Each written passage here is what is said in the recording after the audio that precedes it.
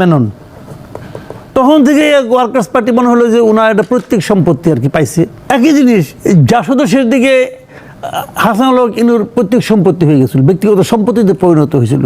বিএনপিতেও একই জিনিস, আওয়ামী লীগেও একই জিনিস, সমস্ত পলিটিক্যাল পার্টিতে। খালি যেন জামাতটাতে আমি একটু চেঞ্জ দেখি। আমি হাসনাত আবদুল্লাহ বক্তব্য শুনেছি, আমার কাছে খুবই ভালো লাগছে। পরিবারতন্ত্রের রাজনীতি কি কবর রচিত হতে যাচ্ছে বা হওয়ার সম্ভাবনা আছে কিনা?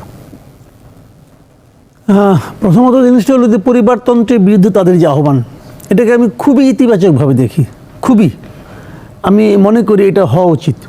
মানুষ যদি জানে যে আমাকে সারা জীবন কর্মী হয়েই থাকতে হবে, স্লোগান দিয়েই চলতে হবে, তাহলে সেই রাজনীতিতে মানুষ আসবে কেন?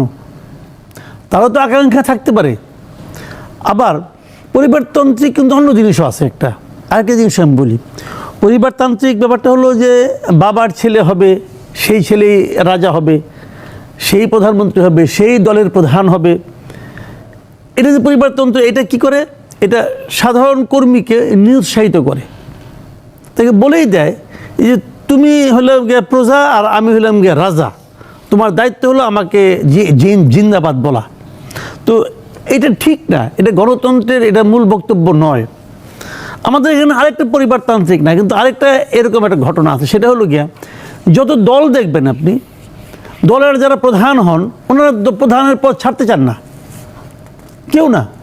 দেখেন আমরা যখন স্টুডেন্ট ছিলাম তখন দেখতাম এই রাশেদ খান মেনন, তখন থেকে ওয়ার্কার্স পার্টি মনে হলো যে ওনার একটা প্রত্যেক সম্পত্তি আর কি পাইছে, ওটা উনি জীবনে ছাড়বে না, ওইটা নিয়ে এসে আছে।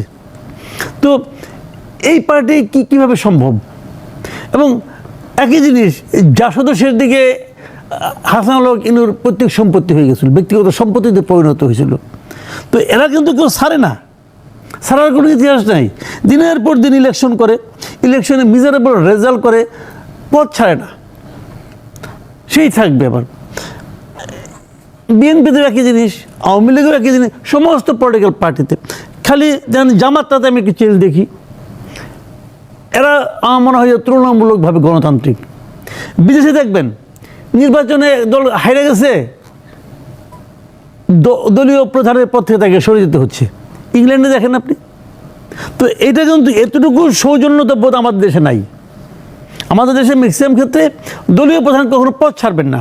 তো এটা কিন্তু পরিবারতন্ত্রের যে খুব বেশি কিছু ভালো তাও আমি মনে করি না। তো এই ব্যাপারে ওদের যে বক্তব্যগুলি, আমি হাসনাত আবদুল্লাহ বক্তব্য শুনেছি, আমার কাছে খুবই ভালো লাগছে।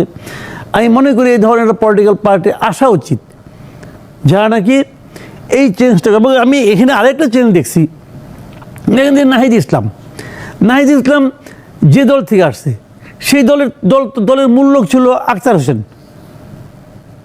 তাই না? সেই তো মূল দলটা সেই করছে, এই নূরদের ওখান থেকে বেরিয়ে যেয়ে ছাত্রশক্তি। এবং সেই দলের তার সদস্য সচিব ছিল নাহিদ ইসলাম। এখন নাহিদ ইসলাম হয়ে গেছে দলের প্রধান চেহারা, এবং এটা তো আখতার হোসেন মেনেছে। আবার দেখেন নাগরিক কমিটি যেটা ছিল, সেটার মূল লোক ছিল পাটোয়ারি যখন সিরিয়াল অনেক পিছনে বেড়ে গেছে, কিন্তু পাটোয়ারি কিন্তু নতুন একটা দল করে নাই, সে ওদের সঙ্গে আছে। এই যে মেনে নেওয়ার যে মানসিকতাটা, যে সময়ের প্রয়োজনে কেউ এগিয়ে যাবে, কেউ পিছিয়ে আসবে, এবং এই এগিয়ে যাওয়াটা নিজের ব্যক্তিগত পরাজয় নয়, বরং দলের প্রয়োজনে এটা ভালো। এই যে মেনে নেওয়াটা, এই যে স্পোর্টিং অ্যাটিচিউডটা, আমি এটাকে প্রশংসা করি। খুব ভালো একটা তারা সিদ্ধান্ত নিয়েছে এবং তারা এটা ভালো কাজ করেছে। আমি মনে করি বাংলাদেশের যারা সিনিয়র পলিটিশিয়ান যারা আছেন, যারা অন্য অন্য পার্টিতে আছেন, তাদের এখান থেকে শিক্ষা নেওয়া উচিত যে এই ছোটো ছোটো ছেলেরা পারছে দেখাইতে, তোমরা তো পারতেছো না। তো এটাকে আমি সাপোর্ট করি। জি।